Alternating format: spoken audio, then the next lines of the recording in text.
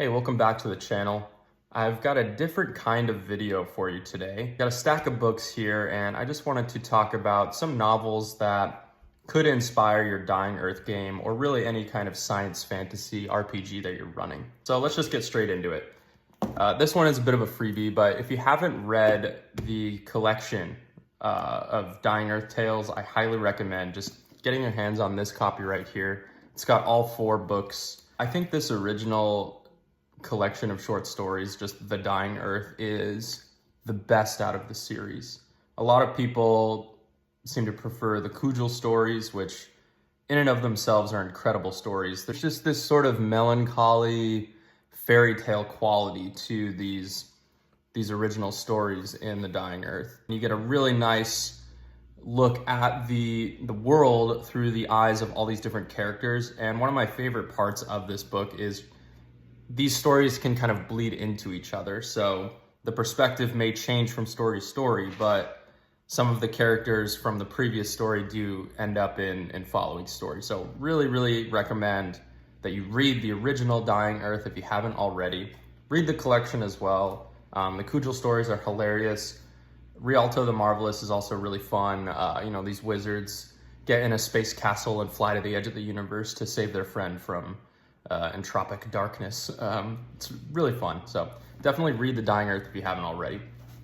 Okay, let's hop over to another Dying Earth book. This one is written by Michael Shea, not Vance.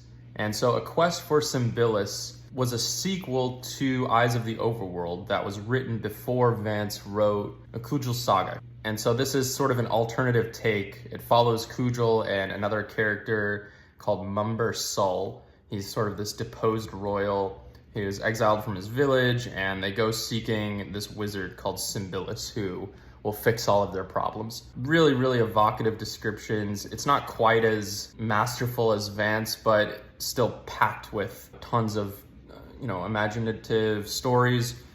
It really flows in the same way that Kujal's stories flow, where it's just like page by page. He's traversing these realms. They go into the deeps of the earth to find Symbillus, and there's all kinds of crazy demons and so on. So you get into the subworlds and the subrealms in A Quest for Symbillus. It's very entertaining.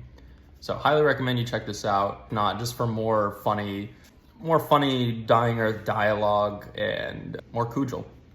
All right, next up, we've got The Shadow of the Torturer. So this is Gene Wolfe's another science fantasy novel, very much in the same vein as The Dying Earth. In this world, it's billions of years in Earth's future. The sun is going to gutter out any day now. It's a giant red ball in the sky.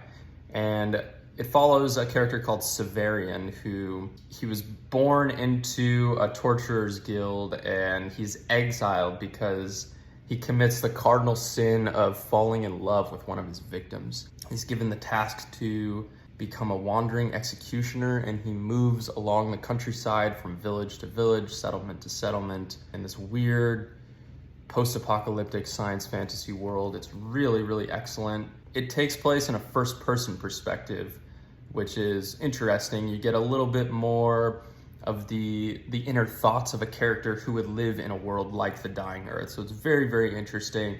It's part of a series, and highly recommend you check it out. Okay, next we're gonna go to a more science fiction focused book. This is Hyperion by Dan Simmons. Hyperion, like I said, much more science fiction. There are starships traveling to different worlds, and this is in a way a collection of short stories in the same way The Dying Earth is. It follows these individual characters who are all on a ship making a pilgrimage to the world of Hyperion. I think it shares a lot of elements with The Dying Earth. So you have this creature called the Shrike, which is sort of this living machine. It has a cult of people who worship it like a god, very reminiscent of something like Ulendor.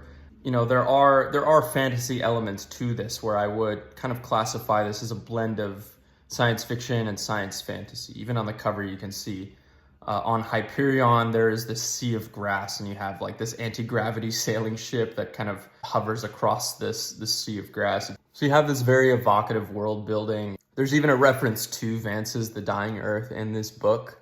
One of the characters is a poet who grew up on a degrading old Earth, and his editor recommends that he titles his first novel The Dying Earth. And of course, a record search shows that 600 years ago there was another book published by the same name that's now fallen out of copyright. Just really funny. But this is a really cool book. I believe it's part of a four-part series, but really the core two novels, Hyperion and The Fall of Hyperion. I'm about halfway through this book right now, and I've just really been loving it.